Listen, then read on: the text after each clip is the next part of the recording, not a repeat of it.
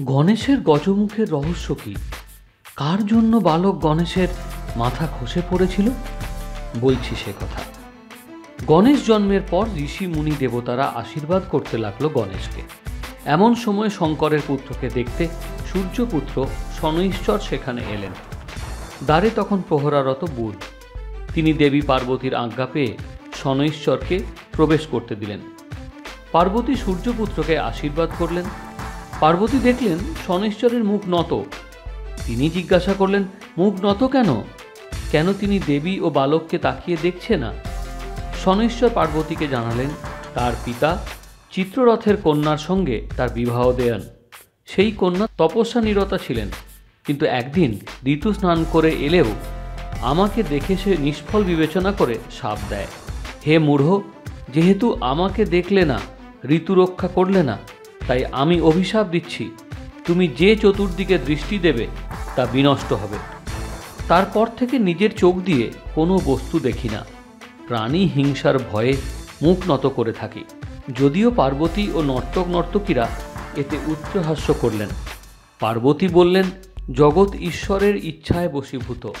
পার্বতীও দৈবের বশীভূত হয়ে কৌতুকবশত শনৈশ্চরকে বললেন, আমাকে এবং আমার পুত্রকে দেখো। দেবনিয়োগকে কে বারণ করে? শনি কিন্তু বারবার ভাবতে লাগলেন, যদি বালককে দেখি তাহলে তার নিশ্চয়ই বিঘ্ন হবে। এ কথা ভেবে ধর্মকে সাক্ষী করে বালককে দেখতে ইচ্ছা করলেন। বালককে দেখার পূর্বে তার মন বিষণ্ণ হলো, কণ্ঠ তালু শুকিয়ে গেল। তিনি বাম নেত্রের এক কোণ দিয়ে শিশুর মুখ দর্শন করলেন, কিন্তু শনির দৃষ্টিমাত্রই বালকের মস্তক ছিন্ন হলো। শনি তৎক্ষণাৎ চোখ ফিরিয়ে আনত মুখে অবস্থান করতে লাগলেন। মস্তক শূন্য সুলোহিত সর্বাঙ্গ পার্বতীর ক্রোড়ে প্রবেশ করল। মস্তক গোলকে গিয়ে শ্রীকৃষ্ণে প্রবেশ করল।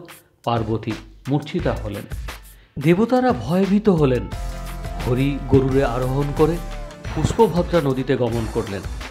সেখানে বিষ্ণুচক্র দিয়ে গজেন্দ্রর মাথা কেটে এনে বালক গণেশের উপর যুক্ত করলেন। প্রাণ ফিরল গণেশের।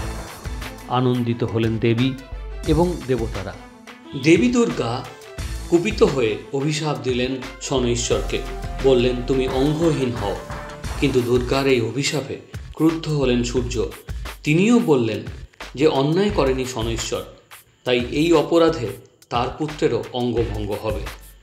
সেই অভিশাপেই গণেশকেও একদন্ত হতে হয়েছিল।